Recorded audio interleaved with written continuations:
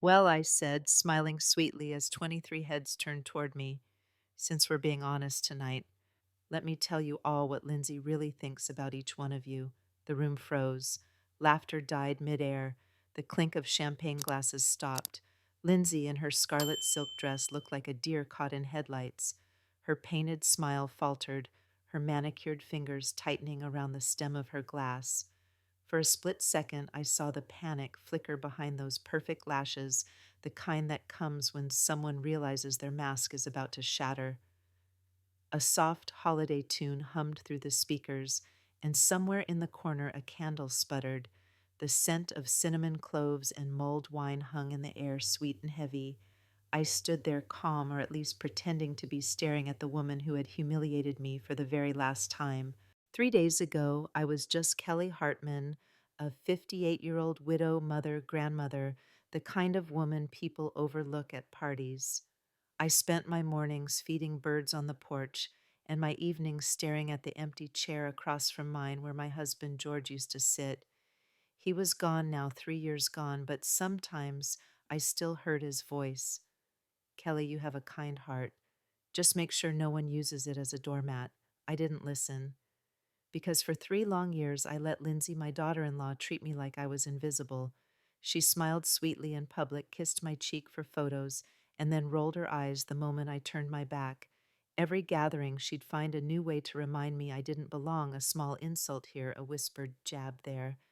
And my son, Luke, he'd just sigh and tell me to let it go, that Lindsay didn't mean it, that she was under stress. Stress. That's what they called it when someone chipped away at your dignity one smirk at a time. When Lindsay texted last week, "Hi, Mom, hosting Christmas Eve this year. I would love it if you could bring a few small dishes. You're such a great cook. I should have known better." But the truth is, I was lonely, so I cooked. For 16 hours straight, I hand rolled pasta until my wrists ached. I roasted a prime rib that cost more than my monthly grocery bill. I baked two pavlovas with imported strawberries because Lindsay once said her friends only eat fancy desserts. I wanted her approval, pathetic as that sounds now. That night, I arrived at her glass-walled penthouse overlooking Lake Union. The city lights sparkled like stars scattered across the water.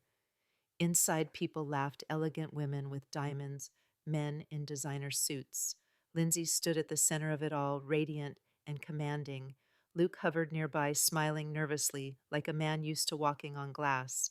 I struggled through the door, balancing 3 casserole dishes and 2 dessert trays. No one offered to help.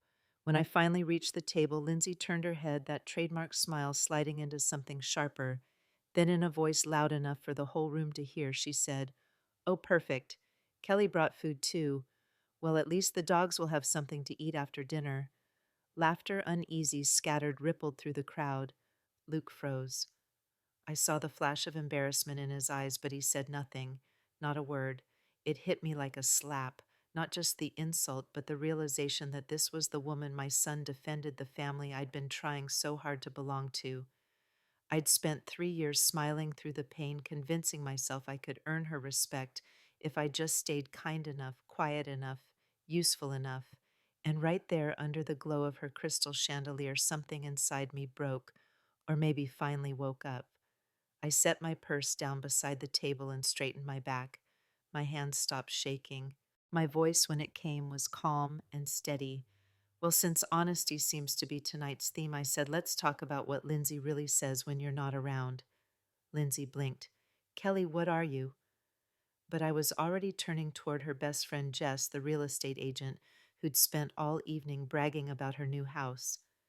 "Jess," I said softly, "last week Lindsay told me you're drowning in debt, that your husband's about to leave you, and that you only bought that house to impress strangers."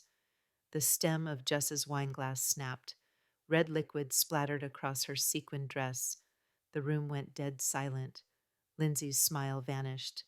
Next, I turned to Max, her tennis buddy. "And you, Max, Lindsay says you reek of bourbon before noon, and that your wife only stays because she's afraid you'll hurt yourself if she leaves." Max's face was drained of color. His wife's hand shot to his arm, trembling. "Mom, stop," Luke said quietly behind me. But I couldn't. Not anymore. 3 years of swallowed pain came pouring out like a dam breaking. I faced Karen and Steve, the power couple Lindsay idolized publicly and mocked privately. Karen, she says your marriage is a joke, that you two stay together for appearances, and that Steve's been cheating with his secretary for 2 years. Steve, I added, turning to him, she says, you lost your retirement money in bad investments, and that she laughs about how you pretend to be successful. The room was unraveling. People were whispering, clutching purses, glancing toward the door. Lindsay stood frozen, her eyes wide, her chest heaving. Kelly, she hissed, you're taking things out of context, am I? I asked sweetly. Then I reached into my purse and pulled out my phone. With one tap, her own voice filled the room. Jess is broke. Max is a drunk. Karen's delusional. God, I can't stand these people. They're so fake. Gas echoed like fireworks. A few guests covered their mouths. Someone muttered, oh my God, she really said that. Lindsay lunged toward me. Give me that phone. I stepped back. I wouldn't do that, dear. This is just one copy. I have backups in very safe places. The color drained from her face. A few people started recording on their own phones the perfect hostess exposed in real time. I smiled not out of spite but relief, because for the first time in years I wasn't pretending. I grabbed my purse and walked toward the door. Next time you plan to serve my food to your dogs, Lindsay, I said softly, make sure you know who you're dealing with. The room stayed silent as I stepped into the elevator. Behind me, I heard Lindsay's voice rising in panic, Luke shouting her name, the chaos of everything she'd built finally collapsing. As the elevator doors closed, my reflection stared back a woman I barely recognized. Her shoulders were straight, her eyes bright. Maybe she wasn't broken after all. Maybe she'd just been waiting for the right moment to remember who she was. That night, I stopped being the quiet mother-in-law who kept the peace. I became something else, someone who finally fought back. And once you find your voice, you can never unhear it again. When I woke up the next morning, the world was on fire. My phone wouldn't stop buzzing. Messages, missed calls, notifications piling up faster than I could read them. At first, I thought something terrible had happened. Then I saw the headline flashing across my screen: Christmas dinner explosion, mother-in-law exposes socialite's secret gossip circle. Caught on camera. Someone at that party had recorded the entire thing, my voice, Lindsay's insults, the gasp of the crowd, even her final desperate scream. The clip had already racked up over 2 million views. And there I was standing tall, calm, holding my phone like a sword. A stranger on the internet had captioned it, never underestimate an old woman with receipts. By noon, hashtags were trending, our truth at Christmas, mother-in-law goals, holiday revenge. I didn't know whether to laugh or cry. All I'd done was tell the truth. But now the truth has gone viral. The calls started before I finished my first cup of coffee. Kelly, it's Jess. Her voice was shaky but not angry, not like I expected. I I just wanted to thank you. Thank me. I blinked. For what, dear? For humiliating you in front of 20 people? No. For showing me what I didn't want to see. Mark and I talked last night. Really talked. He admitted we've both been pretending. We're starting counseling. She sniffed softly. It's strange, but I actually slept better knowing the truth. At least I know who my real friends are now. Before I could respond, another call came in. Max. He didn't even say hello. I checked myself into rehab this morning, he said quietly. You were right, not about me drinking. I already knew that, but about her knowing and not caring. Lindsay laughed about it. That broke me more than the addiction ever did. Then came Karen. Her voice trembled with exhaustion. Steve and I fought all night. He finally admitted it, the affair, the lies, the money. If you hadn't said anything, I would have kept living in that fantasy. She paused. It hurts, but it's a clean hurt now. Thank you. By afternoon, I'd heard from half the guest list, some angry, most grateful. Apparently, the truth once spoken had a way of rippling outward, breaking things open that were already cracked. But not everyone was grateful. At exactly 5:12 p.m., there was a knock on my apartment door. When I opened it, Luke stood there, eyes tired, jaw tight. My heart squeezed. For a moment, he looked like my little boy again, standing there with that same look he used to have when something broke and he didn't know how to fix it. Hi, Mom, he said softly. I motioned him inside. He sat at my kitchen table, the same one where I'd once taught him to roll cookie dough. His fingers drummed the wood. You destroyed her, Mom. Lindsay hasn't stopped crying since last night. I poured him coffee and handed him the mug. She called my dog food Luke, in front of 20 people. I know, he said, rubbing his forehead. It was awful. But did you really have to do that? You humiliated her in front of everyone. You've turned our lives into a circus. Our lives were already a circus, I said quietly. I just turned on the lights. He flinched at my tone. Mom, you don't understand how hard this is for me. Lindsay says she feels unsafe around you now. Unsafe? I let out a bitter laugh. I spent 3 years walking on eggshells around that woman. 3 years of doing everything she asked, cooking, babysitting, lending money, all to prove I belonged. And you want to talk about unsafe? He looked down at his cup. Steam curled between us like a ghost. Luke, I said softly, I've been silent because I didn't want to lose you. But when she mocked me in front of that room, that was the moment I realized I already had. He didn't speak for a while. Outside, a snowflake slid down the window pane, melting before it reached the sill. Finally, he whispered, I didn't know she said those things. About our friends. About you. You didn't want to know, I said gently. Because if you saw it, you'd have to do something about it. He winced, not in anger, but recognition. We sat there for a long moment, just two people sifting through the wreckage of what used to be family. Then he said something I didn't expect. You know, Mom, I listened to one of the recordings. Lindsay played it this morning, trying to prove you edited them. I heard her voice. Every word. He stared into his coffee. She didn't just talk about our friends. She talked about me, too. I stayed silent, waiting. She said I've gotten bored, that she married beneath her, that she deserves better. His voice cracked on the last word. Oh, sweetheart. I reached across the table, taking his hand. You didn't deserve that. He swallowed hard. Maybe I needed to hear it. There it was, the first crack in the armor. He squeezed my hand before letting go. She wants me to cut contact with you. She says this was unforgivable. And what do you want? I asked quietly. Luke hesitated long enough for me to fear the answer. Then he said, I want my kids to know their grandmother. I want them to learn from you. I want them to understand that kindness isn't weakness. I blinked fast, refusing to let tears spill. For the first time in years, I saw my son clearly, not as Lindsay's husband, but as the boy I raised to know right from wrong. He looked up. I don't know what will happen next, but I know this: I can't keep pretending everything's fine. Pretending I echoed is what got us here. We talked for another hour about the kids, about Lindsay, about what honesty costs.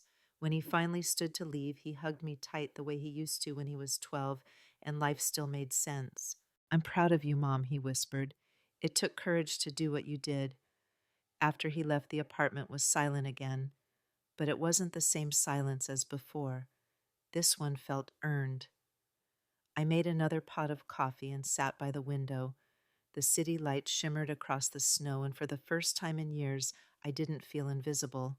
That night, as I was washing the last mug, my phone buzzed again. This time, it wasn't a friend, it was an unknown number. Mrs. Hartman, a woman's voice said politely, This is Linda Morrison from Channel 7 News. We've received several clips from your Christmas party, and we'd love to do a feature on your story. We think it says something powerful about standing up to emotional abuse. A TV interview. Me, the quiet widow who used to flinch at confrontation, now the centerpiece of a viral story. 6 months ago, that would have terrified me. But as I stared at the blinking city beyond my window, I felt something I hadn't felt in years. Resolve. All right, I said, let's talk. If Lindsay wanted to paint me as the villain, so be it. But this time the villain had the receipts and a voice the world was finally ready to hear. The storm had passed, but the air was still charged.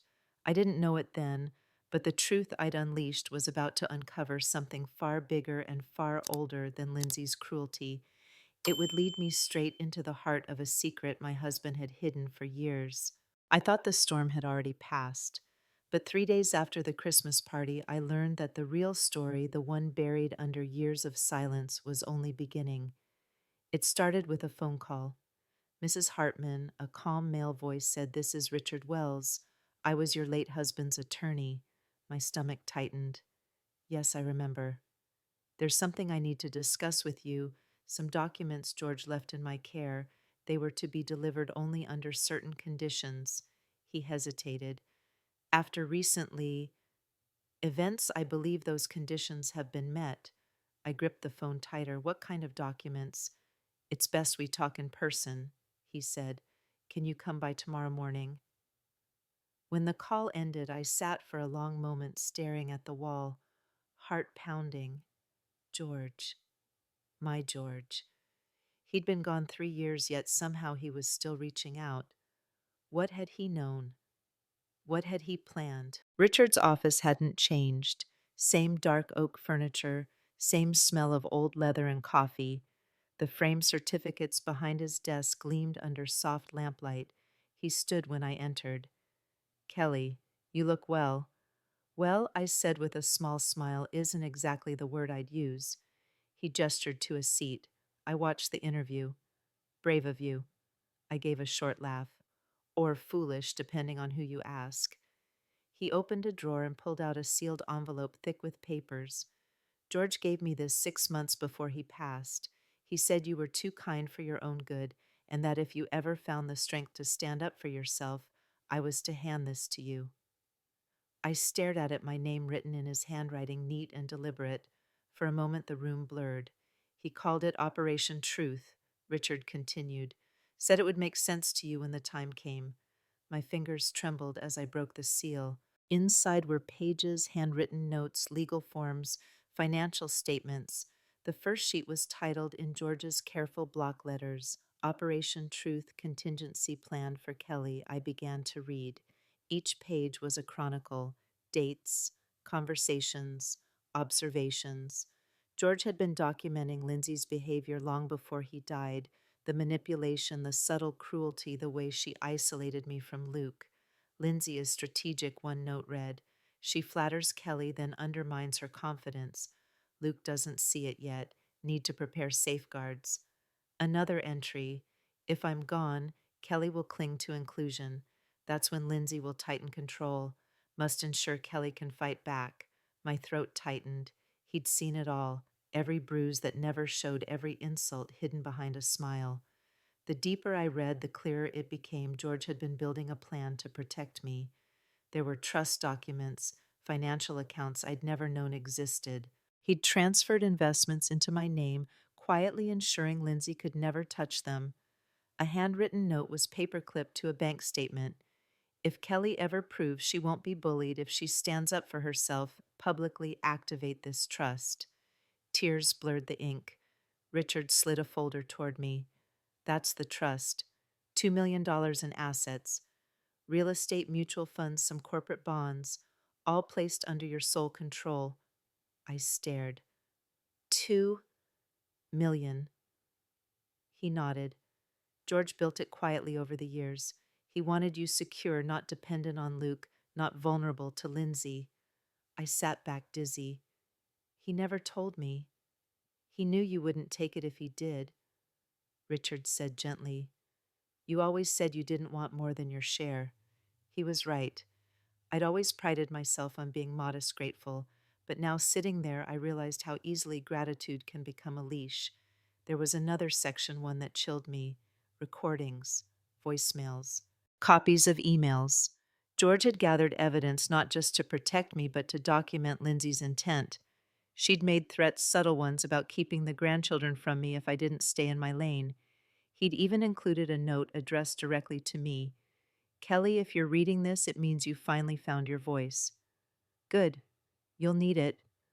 Lindsay thrives in silence.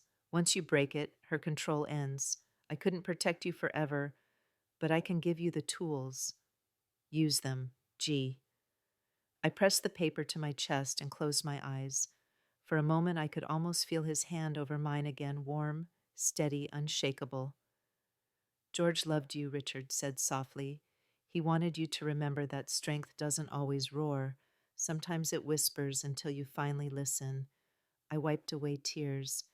He knew this would happen. He knew she'd, yes, he suspected she'd target you once he was gone. He saw the signs long before you did. Richard leaned forward. There's one more thing. He opened a smaller envelope. Inside was a list of contact. Patricia Morrison, litigation and elder protection law. George asked me to give you her name if Lindsay ever turned legal. She's one of the best. Fierce, uncompromising. I took the card, running my thumb over the embossed letters. Patricia Morrison. George had left me an ally, a warrior for the fight he knew I'd eventually face. When I finally stood to leave, Richard walked me to the door.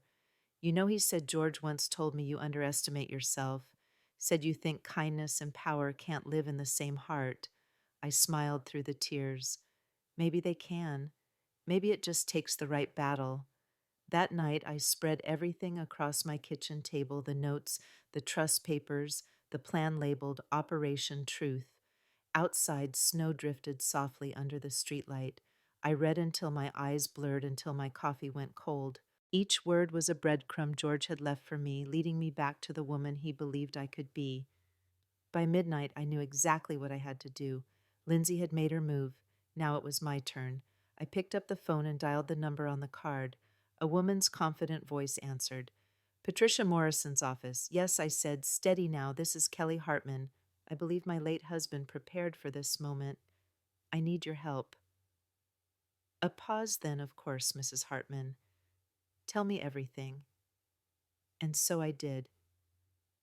For the first time in years, I wasn't telling my story as a victim. I was giving testimony and preparing for war. George had always believed in truth, but he also knew truth alone isn't enough. You need courage to speak it and proof to protect it. Now I have both, and I intended to use them. The cease and desist letter arrived on a gray Thursday morning. The mailman looked uncomfortable, handing it over as if the envelope itself carried bad energy. Sign here, ma'am, he said. The stationery was thick cream-colored, embossed with gold lettering. The name at the top read Henderson and Burke, LLP. Inside, I found 3 pages of legal language accusing me of harassment, defamation, and emotional abuse.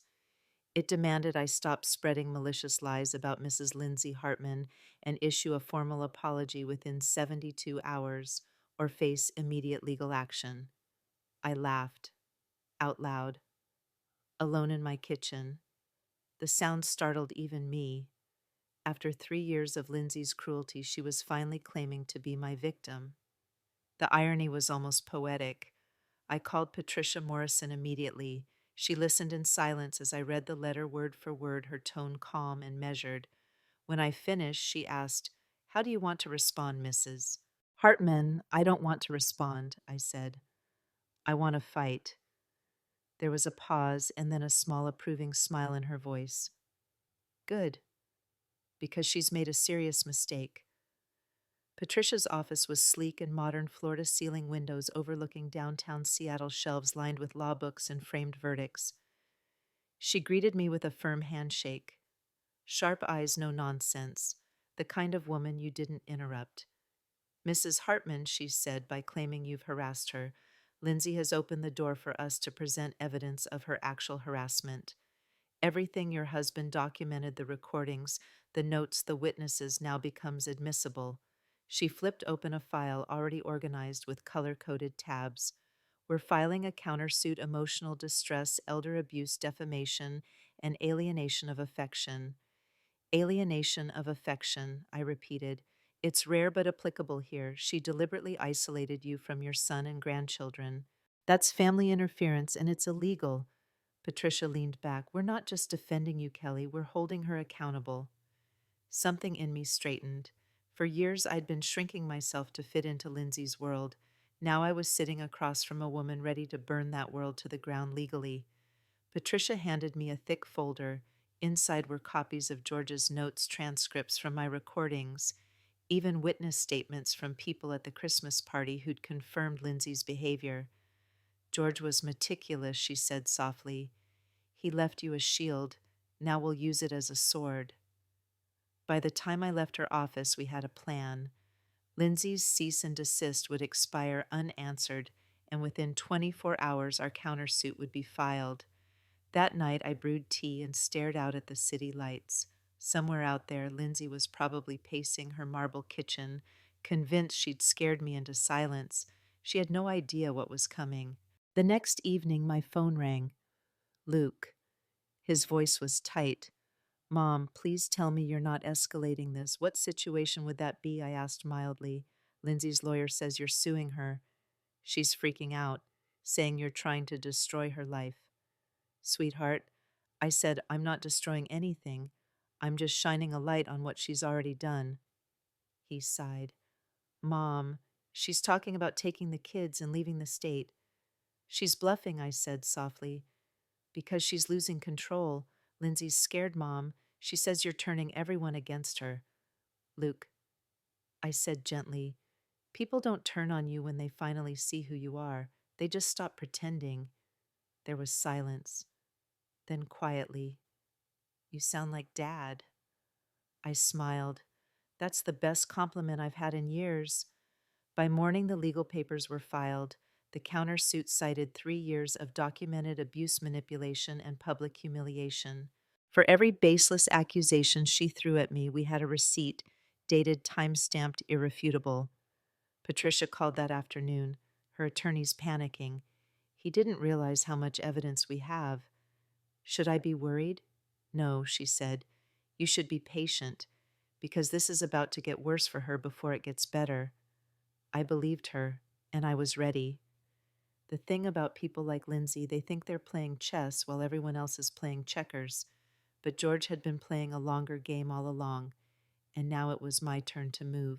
The mediation meetings was supposed to be civil. It wasn't. Patricia had warned me to expect games, tears, denial, maybe even a few rehearsed apologies. But Lindsay wasn't the apologizing type. She arrived at the conference room in a tailored navy suit, her hair slicked back, her smile cold. Her new lawyer, a young man who looked about 12, followed nervously behind her. When she saw me, her jaw tightened. Kelly. Lindsay, I nodded. You look tired. Her lawyer cleared his throat. Let's get started. We sat across a long mahogany table, Patricia at my side, calm as ever. The young attorney began with a prepared statement talking about misunderstandings, public embarrassment, and the importance of restoring family harmony. Patricia waited until he finished, then said smoothly, My client is prepared to consider a resolution provided it includes a formal admission of wrongdoing, participation in counseling, and a signed agreement limiting future contact until therapeutic benchmarks are met. Lindsay's head snapped up. Excuse me. Patricia smiled politely. You heard me. This is ridiculous, Lindsay hissed. You can't dictate how I interact with my family. Actually, Patricia said we can, because the alternative is a full trial one that will make every recording, every email, every witness statement part of the public record. Given your reputation, I doubt you want that. Color drained from Lindsay's face. You think you can scare me? I've destroyed better people than you. Patricia arched an eyebrow. Is that a threat? Lindsay stood abruptly, palms flat on the table. You don't know what you're dealing with. You think George was some saint?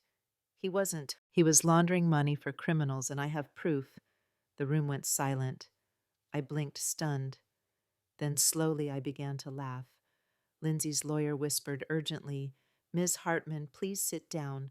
But she kept going, her voice rising. You think that money you inherited is clean? It's not. He hid it from the IRS. From you. From everyone. You're living off dirty money. Kelly Patricia's expression didn't change. She reached calmly into her briefcase, pulled out a manila envelope, and slid it across the table toward me. Actually, she said that's not true. I opened it, and there, neatly stacked, were federal documents signed by the Department of Justice. Official commendations, FBI memos, case files. Your husband wasn't laundering money, Patricia said evenly. He was helping the FBI catch the people who were. Lindsay froze. For 25 years, Patricia continued. George Hartman worked as an undercover consultant assisting in financial investigations. Every penny Kelly inherited came from legitimate rewards and federal compensation. She leaned forward slightly, which makes your accusation and your apparent knowledge of those laundering schemes very interesting. Lindsay's lawyer paled. We're done here. But Patricia wasn't. You see, Ms. Hartman, that kind of insider detail isn't public. The only way you'd know it is if you've been involved in similar crimes. Lindsay's mouth opened, but no sound came out.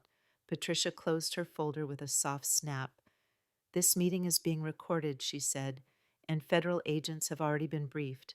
The blood drained from Lindsay's face. For the first time since I'd met her, she looked genuinely afraid. George once told me I said quietly that people like you always dig their own graves. I guess he was right. Lindsay lunged for her purse and stormed out, her heels clattering across the floor. Her lawyer scrambled after her. When the door slammed shut, the silence was deafening. Patricia turned to me, calm as ever. Congratulations, Kelly. She just handed us the case. I exhaled slowly. I didn't even say a word. You didn't have to, Patricia said, smiling. The truth did it for you. Sometimes justice doesn't arrive with sirens and gavels. Sometimes it comes quietly in the form of a liar tripping over her own lies. And when that happens, all you have to do is step aside and let her fall. When Patricia said federal agents have been briefed, I thought it was just a warning, a lawyer's bluff meant to rattle Lindsay. It wasn't. 3 days later, 2 black sedans pulled up outside my apartment. A man and a woman in dark suits stepped out, flashing badges before I could even ask. Mrs. Hartman, the man said. Special Agent Cole, FBI. This is Agent Rivera. We'd like to talk to you about Lindsay Hartman. I invited them in, my heart pounding but steady. I'd spent years being small in my own family. Now the government was in my living room because I'd finally spoken up. Agent Rivera set a folder on my kitchen table. You may not realize this, ma'am, but your daughter-in-law has been on our radar for some time. My throat went dry. For what exactly financial manipulation, she said, targeting elderly individuals, exploiting family connections, and using emotional leverage to gain access to assets.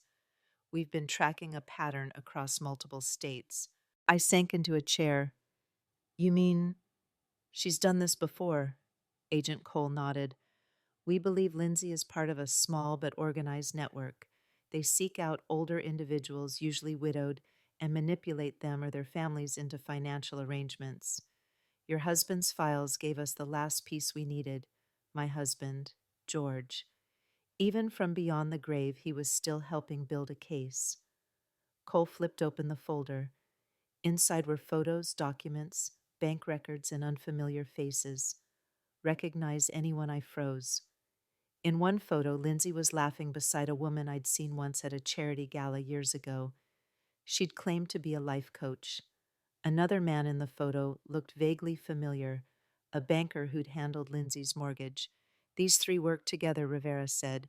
They used charm, social connections, and threats to control vulnerable people. Lindsay was one of their more polished operatives. Polished. That was one word for her.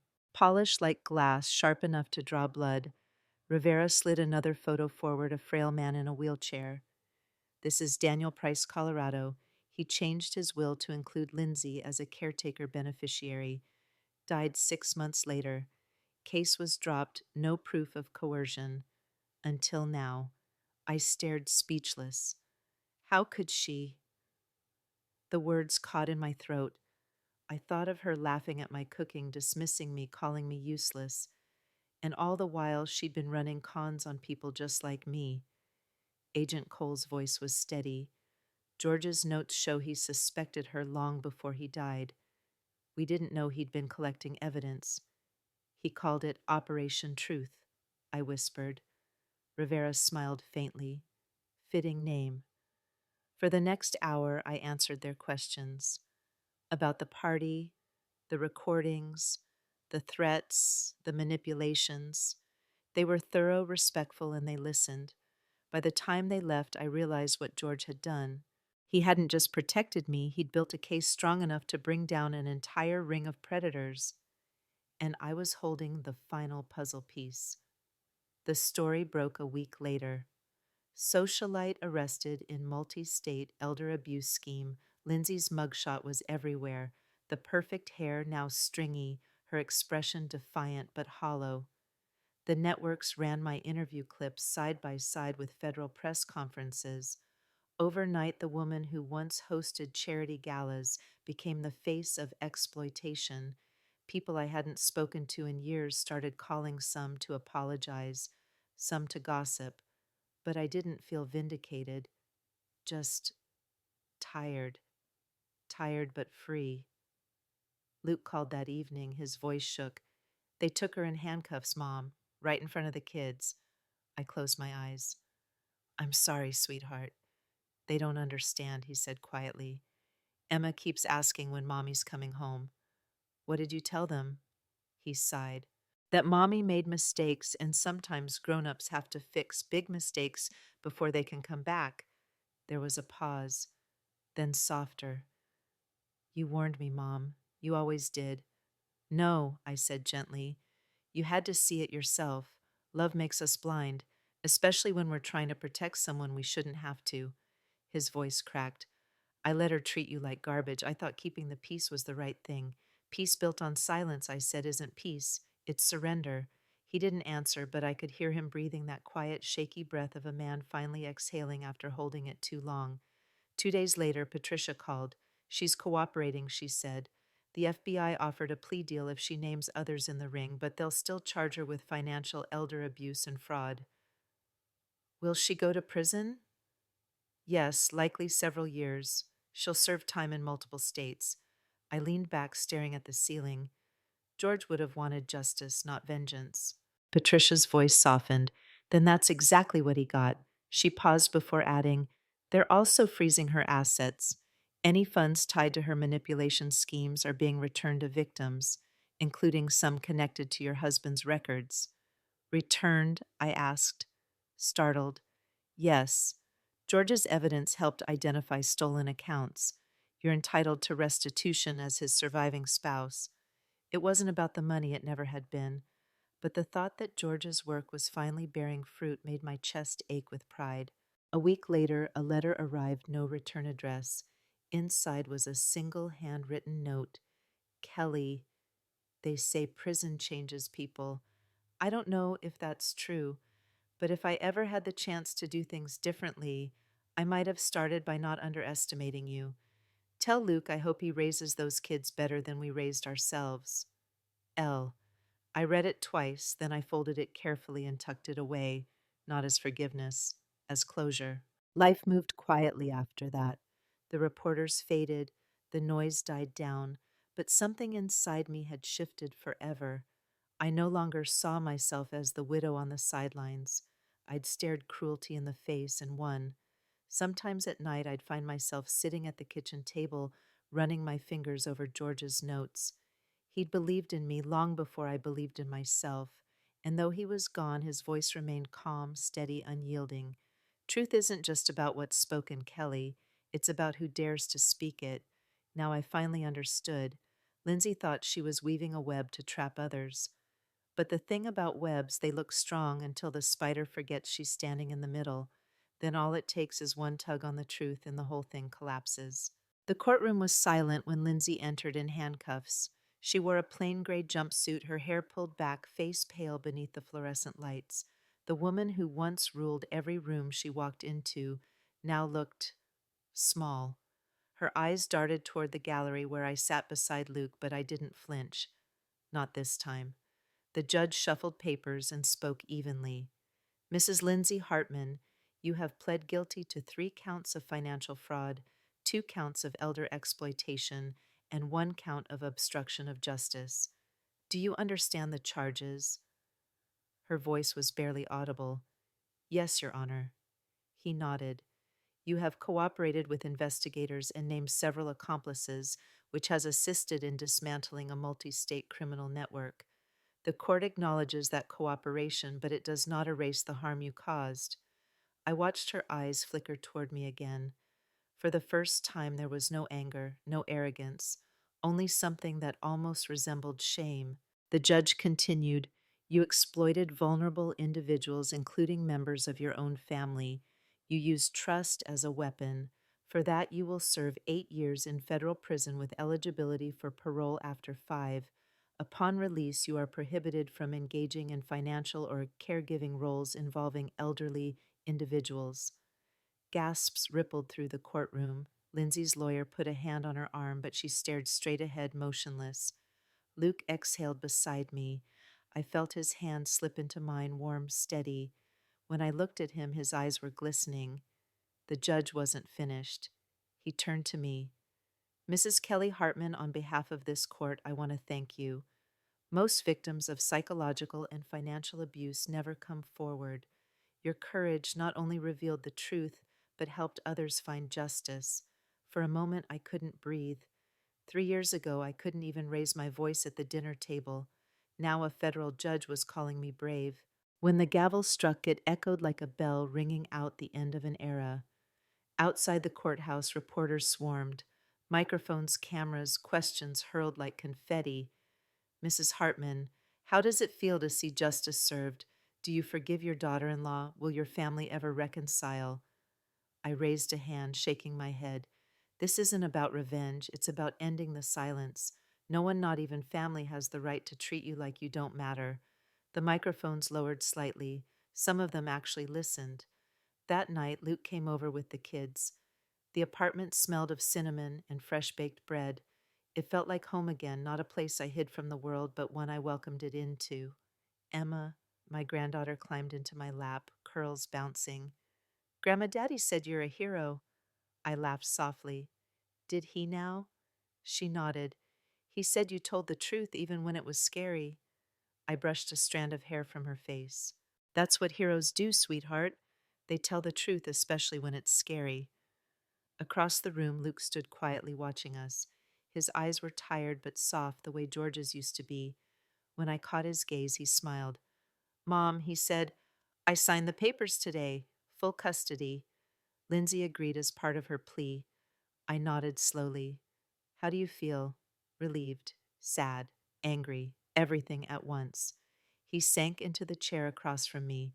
"I keep thinking about what Dad would say." I looked toward the photo of George on the shelf, the one taken on our 30th anniversary. His grin was crooked, his eyes full of quiet humor. "He'd say he's proud," I murmured. Luke's voice softened. "He'd be proud of you, too." I smiled faintly. "He already told me." Luke frowned, confused. I tapped my chest. "Here." We sat in silence for a moment, not the heavy silence of years past, but the peaceful kind filled with understanding. "Mom," he said finally, "what are you going to do now? You've got this trust, this settlement. You could travel, retire, anything." I thought about it. About George's notes, Patricia's fierce defense, the people who'd written me letters after seeing my story. So many had whispered the same thing: "I wish I could be brave like you." "I think I'm going to start something," I said slowly. "A foundation. Something to help other people like me, people who don't even realize they're being controlled." Luke nodded. "That sounds like you." That night, long after they left, I stood by the window watching snow fall over the city. The lights blurred into gold and white. Somewhere beyond them, I imagined George smiling. The past was over, but our work was just beginning. Justice isn't about punishing the wicked. It's about restoring what cruelty tried to erase: dignity, truth, and the simple belief that your voice matters. 1 year later, the community center was packed, cameras flashing, folding chairs filled with seniors, families, and local reporters. A banner hung across the stage: "The Hartman Foundation for Truth and Dignity, Empowering Voices, Protecting Families."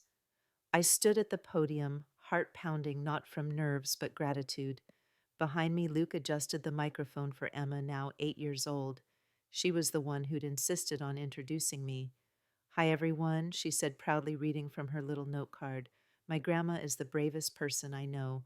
She taught me that being kind doesn't mean letting people walk all over you. It means standing up even when your voice shakes."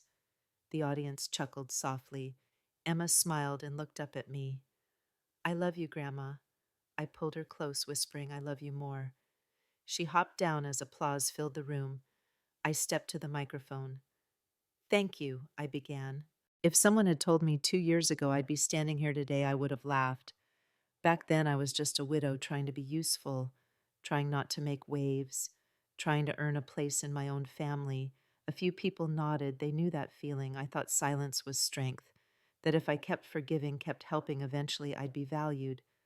But silence only feeds the ones who thrive on control, and forgiveness without boundaries isn't kindness, it's surrender. I paused, scanning the room. Dozens of faces looked back, some hopeful, some scarred, all listening. One Christmas night, I finally said enough. I spoke the truth, and it turned my world upside down, but it also set me free. Soft applause rippled through the crowd. I realized something important. I continued. There are two kinds of people in this world, those who mistake kindness for weakness, and those who know kindness is a different kind of power. Behind me, Luke stood with Emma and little Daniel. Their faces glowed with pride. When I spoke out, I didn't just stand up for myself. I stood up for every person who's ever been told to stay quiet, to be grateful, to accept less than respect. My voice wavered, but I let it. Strength doesn't always roar, so that's what this foundation is about. Legal aid, counseling, education. We help families recognize manipulation, document abuse, and reclaim their voices. Because the first step to healing is believing you have the right to be heard. The applause this time was thunderous. As I stepped off stage, reporters rushed in, but instead of cameras, one woman, silver hair, trembling hands, stopped me with tears in her eyes. Mrs. Hartman, she whispered, your story saved me. My daughter was controlling my finances. I thought I was crazy. After I saw your interview, I got help. I'm free now. I took her hands. You were never crazy. You were silenced. She nodded, crying. And I understood that was what George wanted all along, not just for me to survive, but to light the way for others. That evening after the event, I returned home to find a small package waiting on my doorstep. No return address. Inside was a photograph, George and me dancing in our kitchen, and a note in his handwriting I'd never seen before.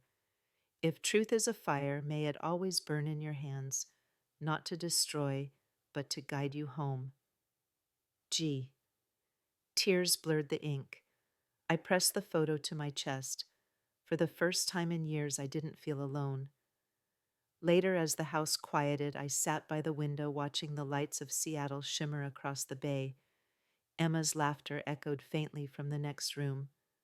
Luke was washing dishes, humming off key the way George used to. Life wasn't perfect, it never would be, but it was honest. And that was enough.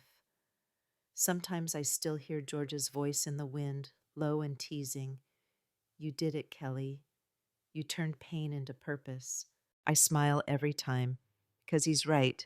They say the truth will set you free. What they forget to mention is how loud freedom can be once you finally start speaking.